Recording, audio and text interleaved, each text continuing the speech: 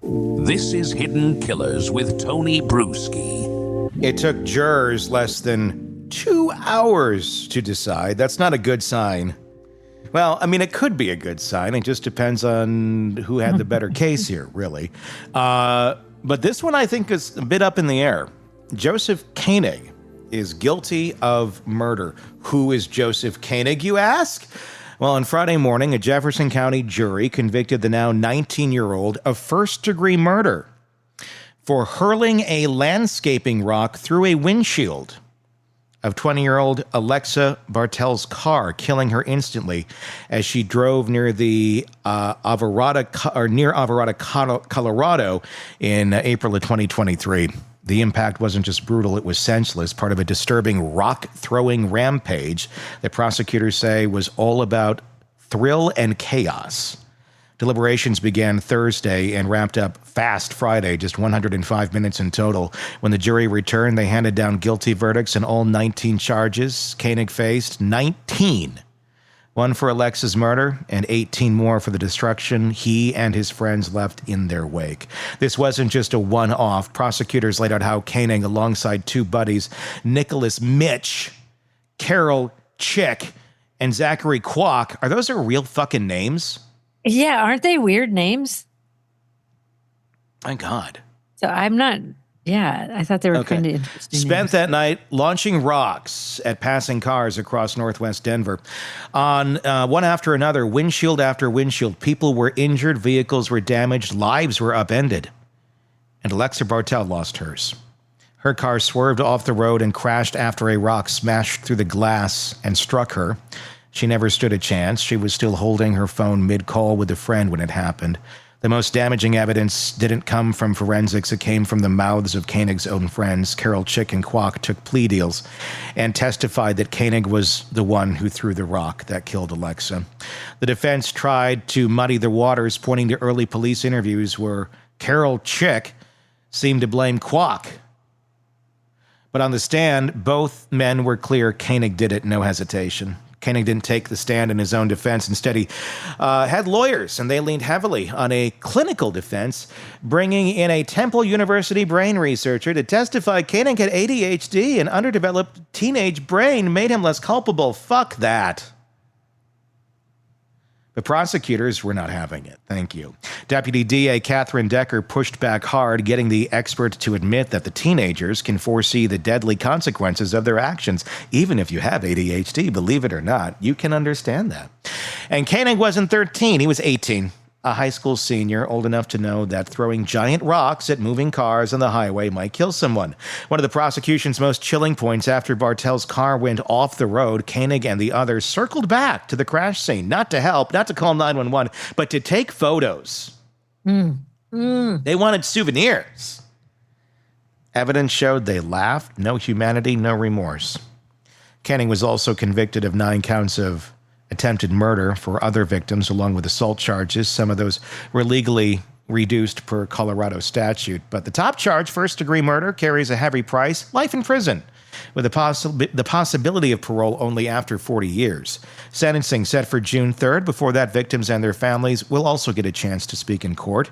As for Koenig's 2 co-defendants, Carol Chick and Kwok, who cut deals for second-degree murder and assault charges, will be sentenced on May 1st and May 2nd. Outside the courthouse, Alexa Bartell's mother, Kelly, held a framed photo of her daughter and spoke through tears. It doesn't bring Alexa back, and that's horrible, but we hope no family ever has to live through this again. Oh, my God, I can't imagine. All we can hope is that very sharp broomsticks find the asses of all 3 of those people in prison. You know, and I get that the defense has to present a defense of some kind. Yeah. But to even say that, because, his brain wasn't developed enough, he had ADHD. They're trying to do that with Koberger, who, too, in that case. You know right from wrong. Yeah. Throwing rocks at people's cars could cause them to crash. Now, were they out to kill someone? I don't know. Yes, but of course they were. Definitely out to make people wreck their cars. And if you're driving down a highway, it's a really good possibility that someone's going to die. Yeah. So I'm glad that they were all found guilty of the charges they were. I hope they're killed in prison. I mean, that is, and what is the thrill of even doing that? I don't even get that. Let's go steal some landscaping rocks and throw them at other cars. Evil? That's the only thing I can go with. Evil. You obviously don't have conscience. There's no empathy. So there's something wrong with you, seriously, that you're able to do those sort of things. I mean, and at this point, I don't care. Like, whatever happened to you to make you this way, you're that way. You are a danger to yourself and everyone else around you. There is no longer a purpose for you on this planet. You've demonstrated that to us now, very clear. You had plenty of time to not go down that road, but you did, and they're dead, so now you should be too.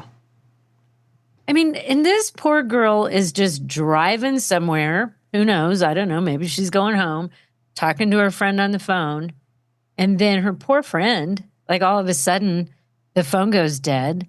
And I think she was the one who was able to track her phone, so she knew where she was at. Yeah. I can't imagine. And then in the meantime, the guys just turn around to look and see the horrific scene that they just caused. And they take pictures. So I guess they found it exciting or something.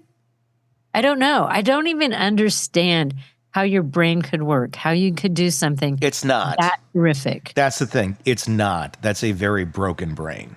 If that's what's corresponding to seeing what you just did. I mean, even if you didn't do it, there's no way you'd be laughing at that. No. But you did it, and now you're laughing at it.